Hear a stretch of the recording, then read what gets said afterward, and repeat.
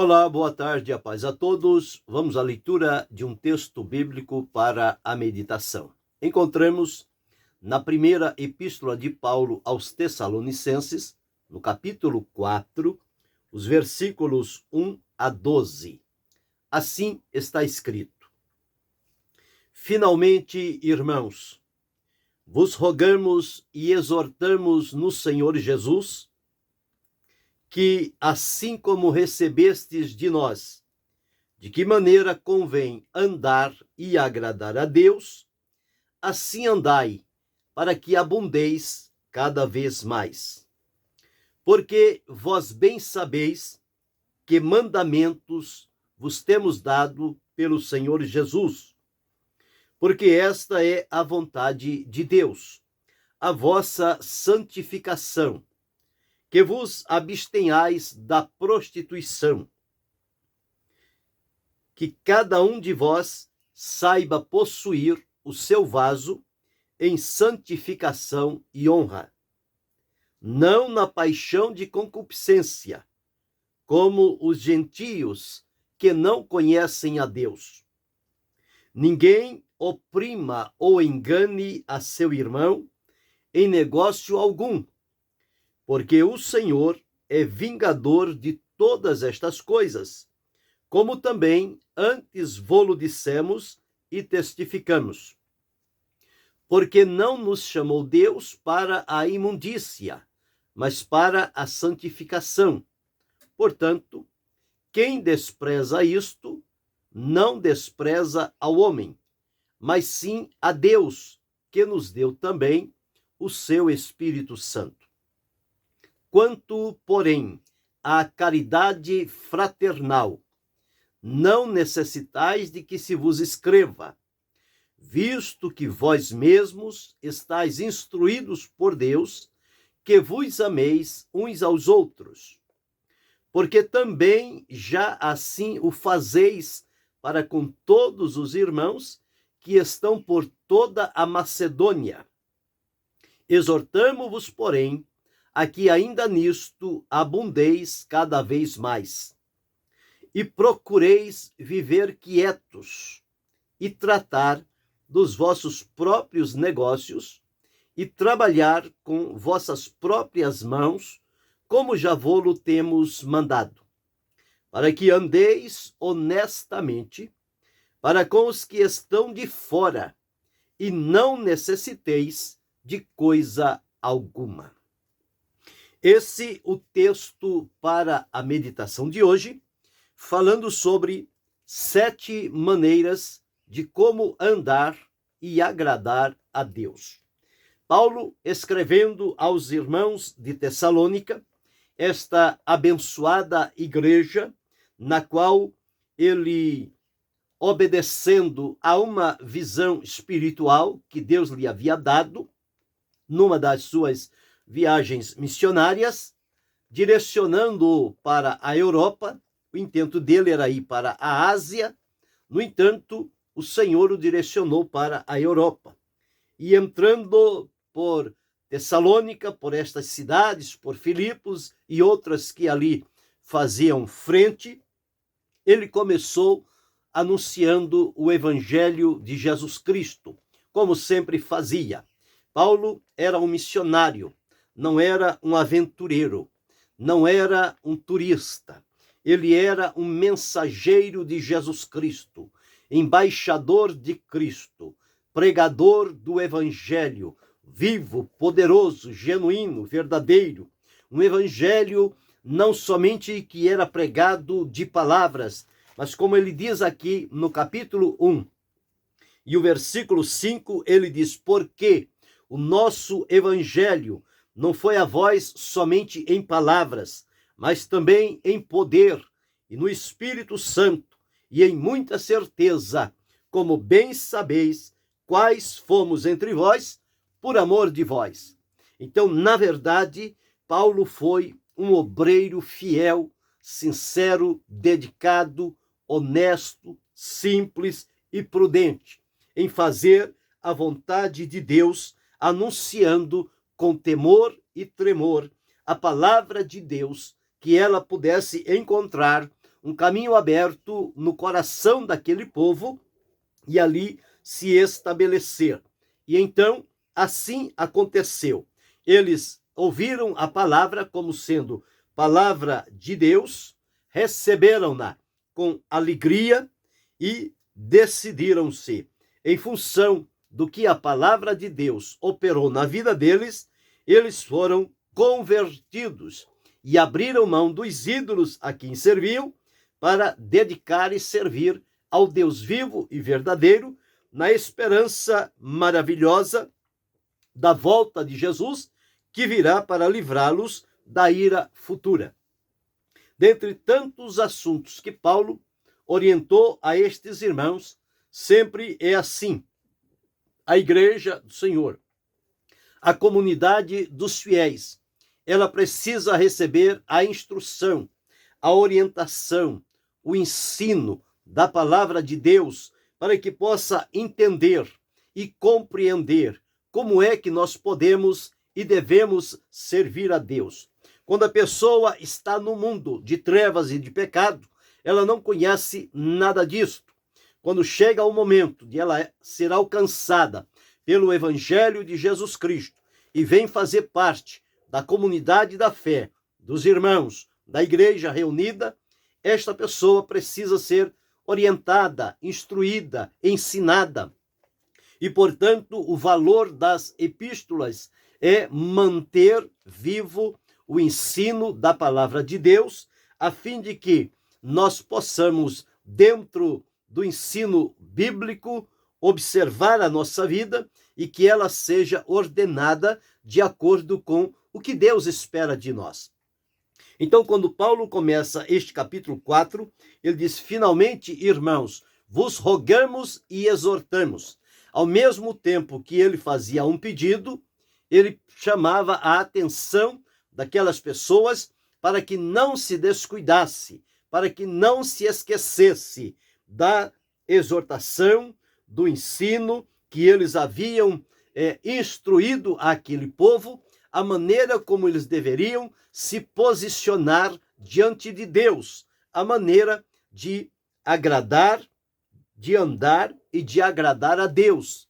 Então, observe que Paulo está trazendo uma orientação que a vida cristã, ela não se resume somente na maneira de que procuramos aparentemente agradar a Deus, mas que isso deve estar consubstanciado com o testemunho, a prática de vida, o andar, é a nossa vivência, é o nosso dia a dia. Nós não devemos somente nos reunir ao templo para, numa aparência de adoração, ali tributar a Deus tudo aquilo que desejamos para aquele momento. Saindo dali, voltamos à nossa vida normal e natural, sem nenhuma correspondência com aquilo que fizemos no templo. Não. Paulo diz que é andar e agradar a Deus, diferente da palavra de Deus que foi dada por Isaías com relação ao povo de Israel. Isaías, usado pelo Senhor, disse o seguinte: este povo me honra com os seus lábios, mas o seu coração está longe de mim. E, portanto, Deus disse que não receberia nem o sacrifício e nem a adoração daquele povo, porque era algo da boca para fora. Não era a vivência, não era o procedimento, o comportamento digno diante de Deus daquelas pessoas. Eles queriam impressionar a Deus. E Deus não se impressiona com aparências. Deus olha para o coração.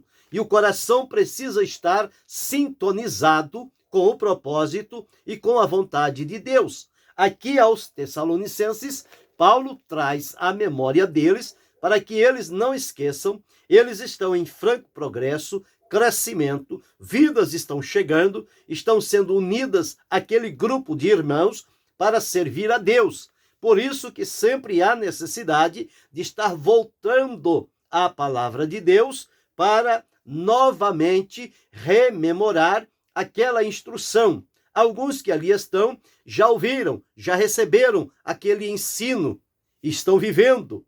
Outros são novos, estão chegando, não têm conhecimento.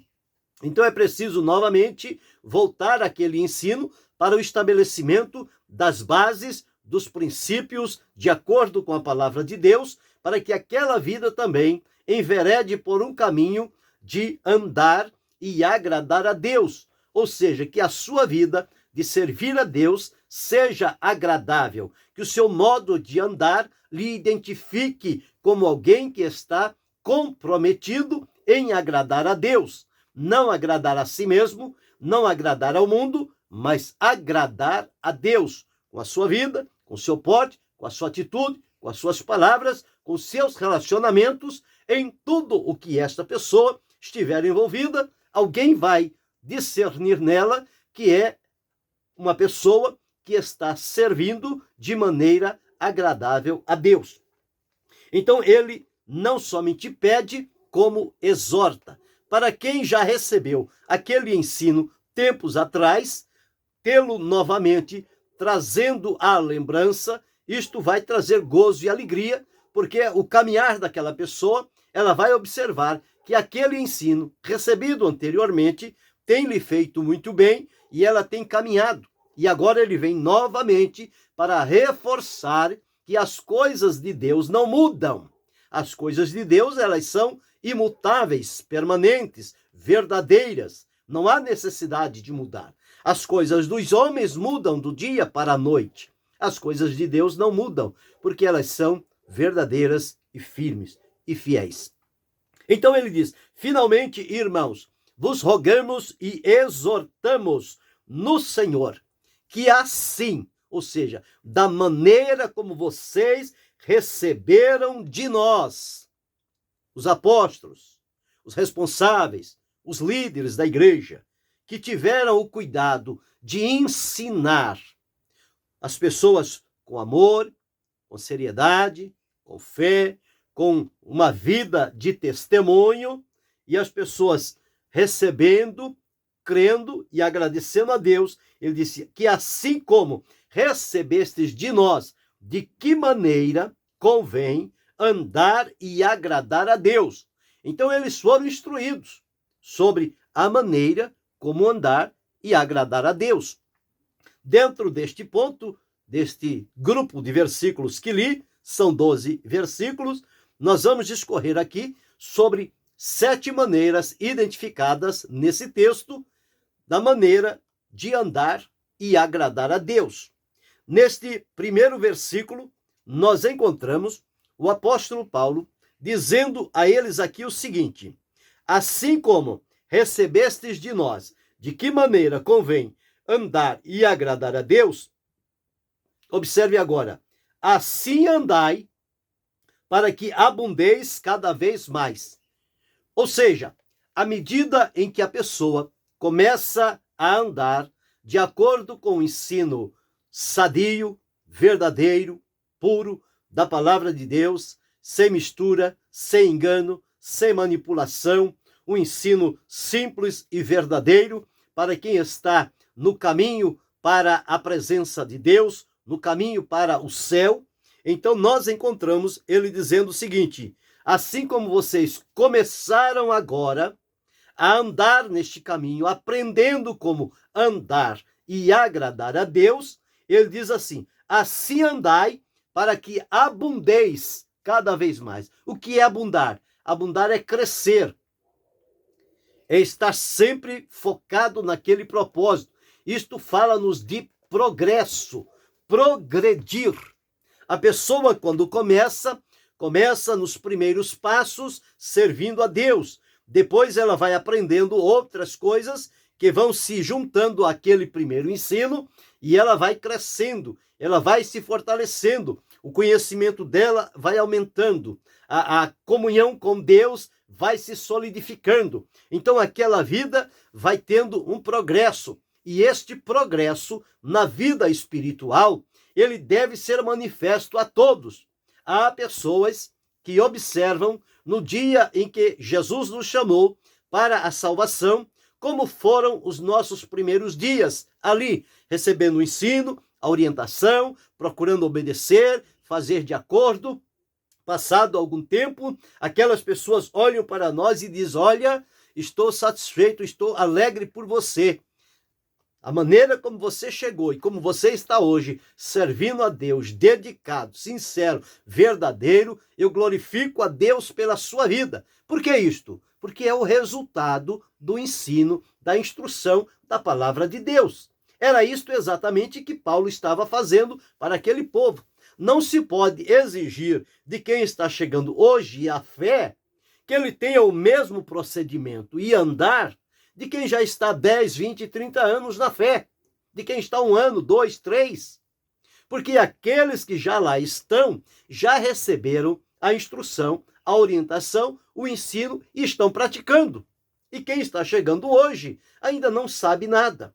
É preciso que alguém o tome como que pela mão e diga: vamos comigo, eu vou te instruir, eu vou te orientar como é que você deve andar e agradar a Deus, através do meu exemplo de vida, que eu, como você, cheguei e alguém me orientou, me ensinou, me conduziu, e hoje eu estou trilhando este caminho da alegria, da paz e da comunhão com Deus. Portanto, vamos juntos e você também vai aprender. O caminho é este. Esta é a maneira de que as coisas aconteçam. Não a pessoa recebeu Jesus hoje, ele fica lá num canto, ninguém se importa, ninguém se interessa, ninguém procura ensinar, procura conhecê-lo para saber qual a necessidade espiritual daquela vida, para que seja instruído de maneira direcional, para que possa então aprender como andar e agradar a Deus. Isto há necessidade. Paulo tinha esta prática. Ele não somente pregava para as pessoas crerem em Jesus e se juntar à igreja, mas ele pregava com este objetivo, mas ele depois ia lá instruir e ensinar, como um pai instruindo e orientando o seu filho, a sua criança indefesa, dependente, que ainda não sabe nada, mas o pai cuidadoso, com amadurecimento, está ali orientando, ensinando e com sabedoria, colocando uma coisa por vez para que seja assimilada e aprendida. No campo espiritual, as coisas acontecem da mesma forma. É preciso ir aos poucos, orientando, ensinando, instruindo e exortando. E à medida em que a pessoa vai praticando, vai identificando-se com Jesus e com a sua palavra, ela vai num crescendo. Então, neste primeiro ponto, a primeira maneira de andar e agradar a Deus é progredir na vida cristã. É não ficar parado. O escritor aos Hebreus, ele chamou a atenção de um grupo de pessoas que queriam viver da maneira como chegaram a vida toda. E não é assim. Nós chegamos de uma maneira e depois passamos através da instrução, da orientação, do ensino, e aquilo vai modelando e orientando a nossa vida. Veja, pelo que capítulo 5 de Hebreus, o versículo 12 e 13, 12 a 14, diz assim: porque devendo já ser mestres pelo tempo. Ou seja, o que é isso? Eles já estavam na fé há muito tempo e ainda não tinham saído do primeiro passo. Devendo ser já mestre pelo tempo, eles já deveriam ser a quem estivesse ensinando a outros. Mas, na verdade, eles ainda estavam precisando de ser orientados. Ainda necessitais de que se vos torne a ensinar quais sejam os primeiros rudimentos das palavras de Deus.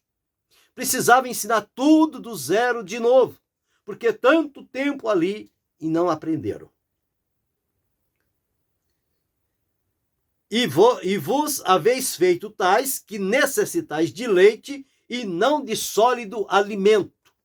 Então eles vieram a Cristo, mas não progrediram. Ficaram estacionados, parados. Porque qualquer que ainda se alimenta de leite não está experimentado na palavra da justiça, porque é menino. Então, a pessoa às vezes vem e tem 2, 5, 10 anos no meio dos irmãos lá na igreja, no entanto, não tem nenhum progresso espiritual na vida. Se olhar o dia que chegou a Cristo e passados 5, 10 anos, vai encontrar aquela mesma pessoa, com aquelas mesmas características, com aquele mesmo procedimento, aquele mesmo comportamento, nada mudou. Nada mudou. Então, o que é que Paulo está dizendo aqui? É que deve haver progresso. Nós chegamos a Cristo, salvos por Ele, e a partir dali, entramos recebendo a orientação e o ensino da palavra de Deus, e aquilo vai prover o nosso crescimento passo a passo espiritual, e este progresso que vamos tendo a cada dia, cada semana, cada mês, a cada ano, ele vai sendo cumulativo na nossa vida. Nós vamos sempre abundando, sempre crescendo, e o progresso vai sendo manifestado. A nossa maneira, ela vai se amoldar à vontade de Deus. O que Paulo escreveu aos Romanos disse: não vos conformeis com este mundo, mas transformai-vos pela renovação do vosso entendimento, para que experimenteis qual seja a boa, agradável e perfeita vontade de Deus. O que é isto? A transformação na nossa vida, ela vem através do ensino da palavra de Deus. Então, o que Paulo está dizendo é isso: rogamos e exortamos que, da maneira como recebestes de nós, que convém andar e agradar a Deus, assim andai e abundeis cada vez mais. Ou seja, esta primeira maneira significa o progresso na vida cristã, crescer na vida cristã. Este é o primeiro ponto que está aqui no versículo 1, que abundeis cada vez mais, falando do progresso, do crescimento. Versículo 3, ele diz aqui que o mandamento foi dado conforme ele recebeu do Senhor Jesus. No versículo 3, nós vamos encontrar a segunda maneira de andar e agradar a Deus. Está escrito assim: porque esta é a vontade de Deus, a vossa santificação, que vos abstenhais da prostituição. Ou seja, aqui ele fala sobre abster-se da prostituição. Prostituição é a imoralidade moral. Então, nós observamos aqui abster-se da prostituição. O próprio apóstolo diz que quem se prostitui peca contra o seu próprio corpo. Quem serve a Deus não deve viver na prática da prostituição. Então, ele pode ter sido anteriormente alguém na prática desta vida, mas em chegando a Cristo e salvo por ele, é liberto desta prática da prostituição. E ele diz agora: abstenhais, mantenha a distância, separe-se da prostituição. Isto está falando da pureza na vida cristã. E nós somos purificados pelo sangue de Jesus.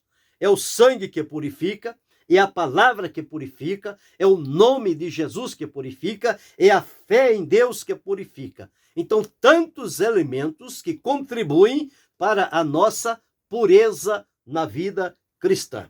Então, este segundo ponto, esta segunda maneira de andar e agradar a Deus, nós temos que andar com pureza na vida cristã. Não deve haver impurezas na nossa vida, como seja a prostituição e outras coisas mais. Então, esta é a segunda maneira. A primeira é o progresso, progredir na vida cristã. A segunda é abster-se da prostituição, ou seja, manter pureza na vida cristã. A terceira nós vamos encontrar no versículo 4, onde está escrito assim: que cada um de vós saiba possuir o seu vaso, ou seja, o seu corpo, em santificação e honra. E completando no versículo 7 diz: porque não nos chamou Deus para a imundícia, mas para a santificação. Então, a santidade na vida cristã, ela também é uma maneira de nós andarmos e agradarmos a Deus.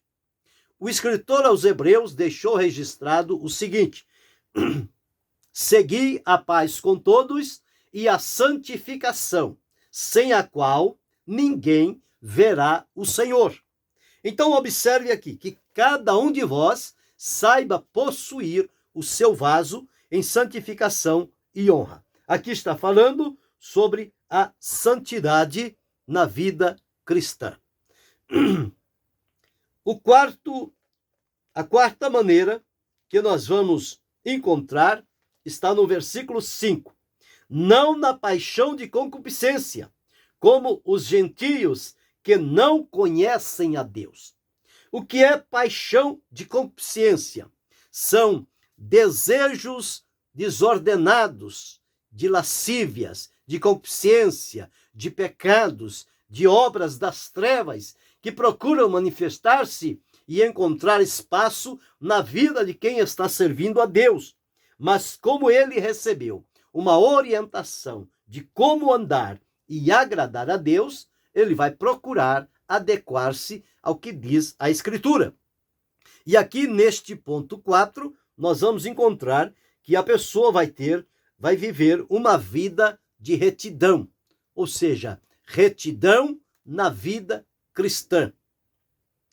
O que era torto, o que era contaminado, ficou para trás. Agora ele está andando em retidão diante de Deus. Aos que andam na retidão, Deus não negará bem algum. Então, observamos a quarta maneira de como andar e agradar a Deus é andar com retidão na vida cristã. Quando chegamos ao versículo 9, nós vamos encontrar a quinta maneira de como andar e agradar a Deus. Nós observamos aqui, dizendo o seguinte: quanto, porém, à caridade fraternal, ao amor fraternal entre irmãos, não necessitais de que se vos escreva, visto que vós mesmo estáis instruídos por Deus, que vos ameis uns aos outros. Porque também já assim o fazeis, para com todos os irmãos que estão por toda a Macedônia. Exortamo-vos, porém, a que, ainda nisto, abundeis cada vez mais. A fraternidade na vida cristã é amar uns aos outros. Este é o mandamento de Jesus. O mandamento, a maneira pela qual o mundo nos conhecerá, que somos em verdade discípulos de Jesus, é se nós nos amarmos uns aos outros, no amor cristão. Então, Paulo está dizendo que esta sexta maneira de andar e agradar a Deus é demonstrada através do amor que demonstramos uns para com os outros. Um amor sincero, desinteressado, verdadeiro, puro, um amor que contribui para o crescimento espiritual. Então, essa sexta maneira, esta quinta maneira de andar e agradar a Deus é através da fraternidade cristã. E no versículo 11 encontramos a sexta maneira como se deve andar e agradar a Deus. Está escrito assim: e procureis viver quietos e tratar dos vossos próprios negócios e trabalhar com vossas próprias mãos, como já vos temos mandado. Então, essa sexta maneira de como andar e agradar a Deus, ela está falando sobre a quietude, ou seja, estar quieto na vida cristã, sem se envolver com negócios alheios que não lhe compete. É procurar viver quietos. É a tranquilidade na vida cristã. Cada um preocupando-se em viver da melhor maneira para andar e agradar a Deus. E a sétima e última maneira encontramos no versículo 12, onde está escrito assim: para que andeis honestamente para com os que estão de fora, e não necessiteis de coisa alguma.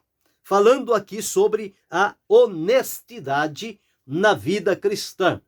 Quem é honesto na vida cristã, ele vai ser um exemplo para os que estão de fora. E confirmando o que está no versículo 6, quem vive a honestidade na vida cristã, ele vai cumprir isto aqui, que diz assim: ninguém oprima ou engane a seu irmão em negócio algum, porque o Senhor é vingador de todas estas coisas, como também antes vô-lo dissemos e testificamos. Ou seja, quem vive a honestidade da vida cristã, ele não vai enganar, oprimir, pressionar, manipular, induzir o seu irmão a qualquer prática contrária à vontade de Deus.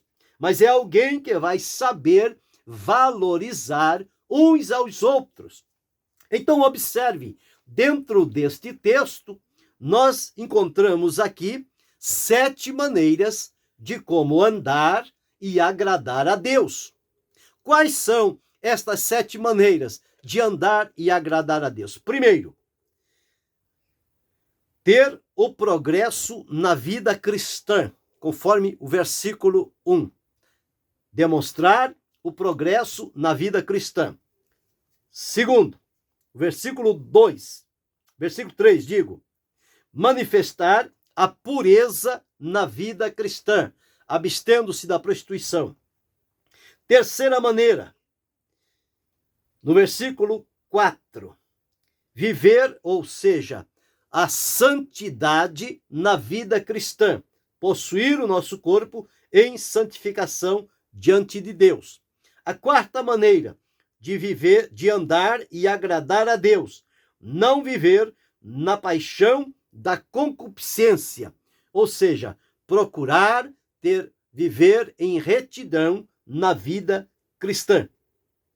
A quinta maneira de andar e agradar a Deus, no versículo 9, a prática do amor fraternal, ou seja, a fraternidade na vida cristã. A sexta maneira, no versículo 11, procurar viver quietos, ou seja, tranquilidade na vida cristã. E a sétima maneira, no versículo 12, andar honestamente, ou seja, honestidade na vida cristã. Quando nós vivermos e praticarmos esta maneira de andar e agradar a Deus, a nossa vida ela terá outro sentido e terão resultados e bênçãos da parte de Deus, porque estamos vivendo à luz do ensino, da instrução que recebemos da parte de Deus, para nos colocar em sintonia com a sua vontade e não ficarmos passando o tempo sem que haja nenhum progresso espiritual na nossa vida.